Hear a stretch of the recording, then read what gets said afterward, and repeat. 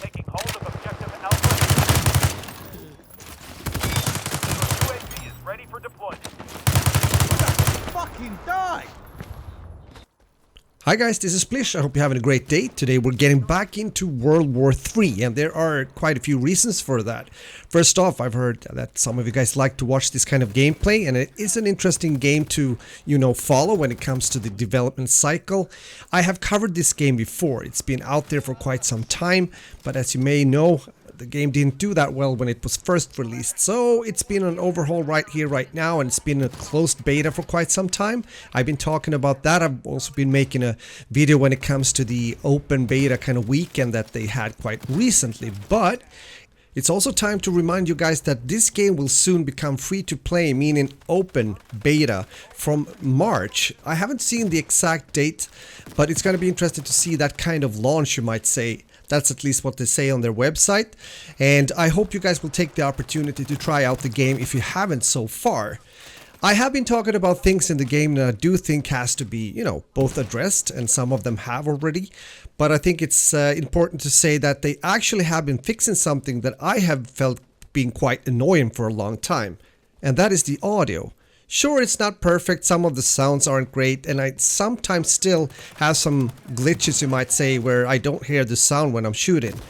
But besides that, I'm mainly thinking about the footsteps. They have been very weird in many ways. For example, if you're running alongside with a teammate, it can sometimes sound as if you're running with a stampede of camels in a corridor, and that is not so amusing, especially not after you've been playing for quite some hours or something. It starts to sound very, it doesn't sound good.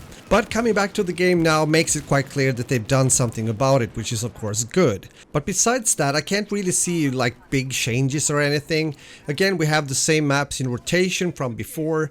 And the menu, everything looks the same. I guess they are mainly focusing on trying to get the performance as good as possible, which I really think they need to. There are definitely still quite a lot of things to work on in this game. And as always, I would love to hear from you what kind of experiences you had. I mentioned the audio once again here, even though it have improved since last time I played it at least. But technical stuff and audio and whatever have you aside, I also think it's important to talk about a roadmap when it comes to adding new content into the game. I've been thinking about the AAA Battlefield franchise and of course the mistakes I believe they've done through the years when it comes to waiting too long to have a new season coming up, or just a new map or new guns or stuff in the game that actually makes people want to play more and longer and stick with the game. It's a huge mistake when that happens, and you kind of lose the momentum that you have after a release. But hopefully the devs have learned a lesson here, not only when it comes to looking at the Battlefield franchise, but also of course their own mistakes when it comes to the first release of their game. I hope so. It's going to be interesting to see, and it's also important to say that we just have to get away from this kind of release a half-finished game and fix it months afterwards, meaning later. I don't like that kind of culture. I don't like that kind of thinking, and it's wrong in so many ways, especially towards the customers, meaning you as a gamer. And if you're paying, even worse. I mean, it's a product, you pay for it, it should be okay, and if it isn't, well, what's the problem, But it has become like that the last few years, and it's a lot of games that have been like that, and as a gamer it becomes really frustrating. And people are pre-ordering and they get like, what? At launch? A half-ready product that doesn't play well and bugs and stuff. We have to get away from that. So what I'm trying to say here, especially now since the devs here had quite a tough time after they released the game the first time, I don't think they will get a third chance. So I hope they have thought about all this and that they're able to play the cards right, meaning doing what's necessary to make the game as good as possible now when we're getting into March, having the open beta like a new kind of release in a way. I'm not sure exactly what they're planning after that, if it's going to be like a real release or if it's just going to go on like that from March and forward. I haven't really seen anything about it. Let me know your thoughts again in the comments when it comes to both the status of World War III right now and what you're expecting when it's now getting into March and this open beta and everything, but also of course the whole general kind of thought or discussion I just started here when it comes to games being launched in quite bad conditions nowadays. But if we leave that behind us and focus on the game and what can come out of this, well, I would say if they do this correct and really put the effort into it, I think this game can definitely fill the kind of gap. I'm not saying it's going to be like a new Battlefield, but you have this kind of Battlefield style and environment, but with these tactical shooter features in the game as well. Also quite fast time to kill. Although I wished, and this is only kind of depends on who you are asking, but from a sniper perspective, I mainly play as a sniper. I wish the sniper was a bit stronger.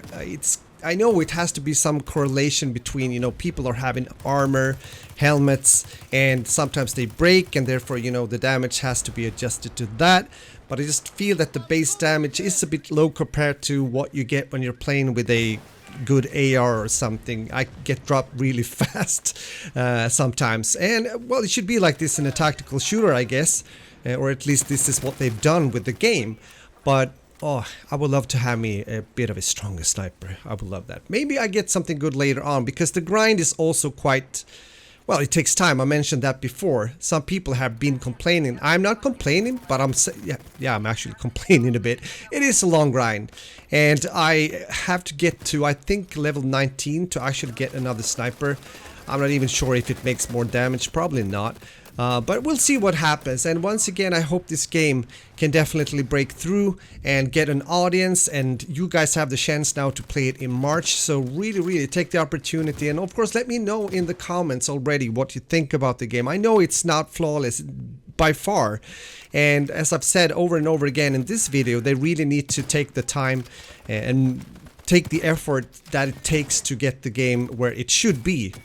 Because once again, I don't want to get disappointed a second time when it comes to World War 3. I don't have the energy for that. If that happens, I will just probably move on and play something else. Of course, that's how it works.